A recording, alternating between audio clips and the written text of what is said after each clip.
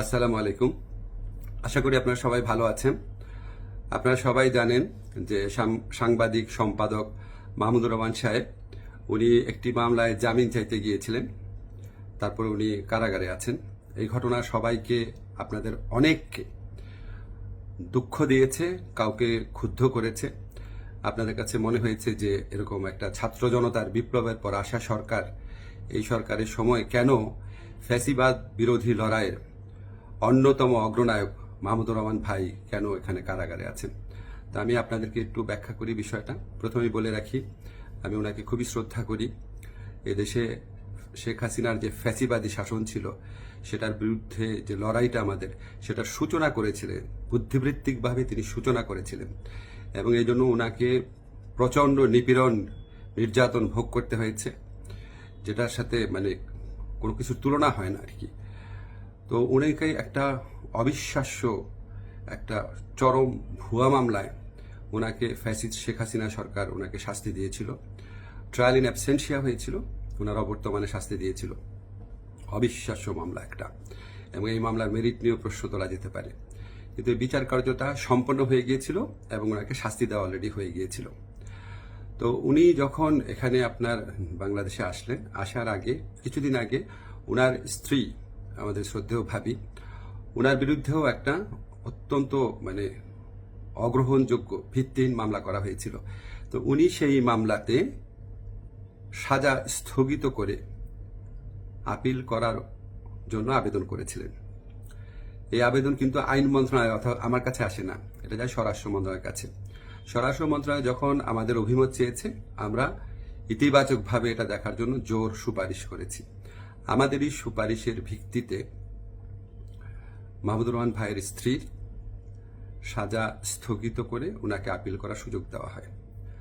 মাহমুদুর রহমান ভাই যেই মামলায় শাস্তি পেয়ে আজকে জেলে আছেন, এক্স্যাক্টলি এই মামলায় আরেকজন বরেণ্য সাংবাদিক শফিক রহমান, ওনারও সাজা হয়েছিল।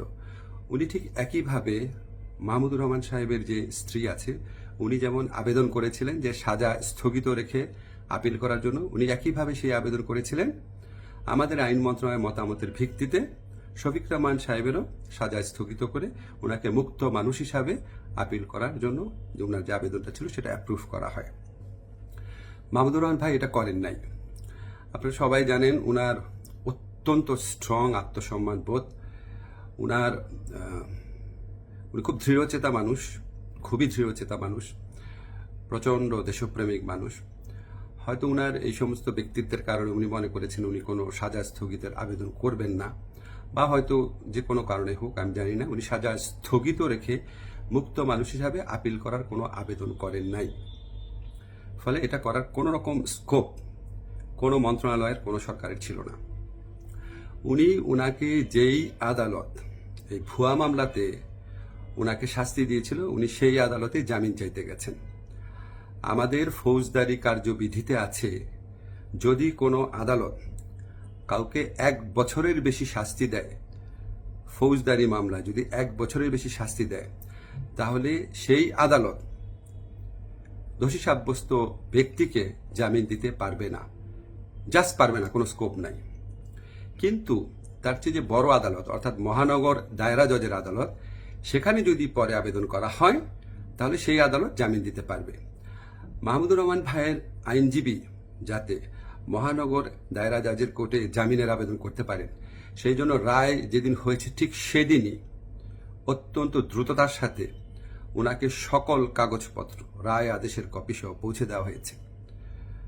আজকে আমি যখন আপনাদের সাথে কথা বলছি, আজকে হচ্ছে বুধবার, উনি যে কোনো কারণেই হোক উনি জামিনের আবেদন এখনো করেন নাই।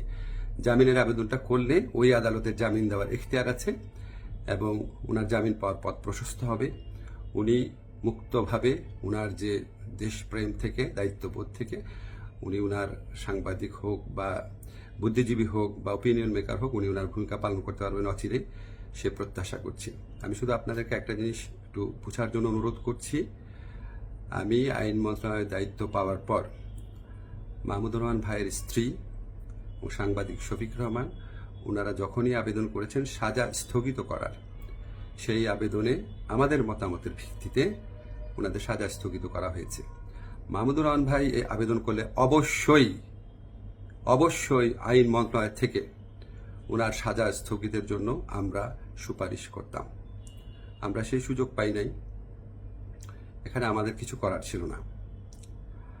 আমরা মনে করি যে মাহমুদুর রহমান ভাই উনি যত তাড়াতাড়ি, আমরা বলতে আমি নিজের কথা বলছি, যত তাড়াতাড়ি মুক্ত হয়ে আমাদের এই দেশ করার যুদ্ধে ওনার জায়গা থেকে নেতৃত্ব দিবেন, তত এটা দেশের জন্য মঙ্গলজনক।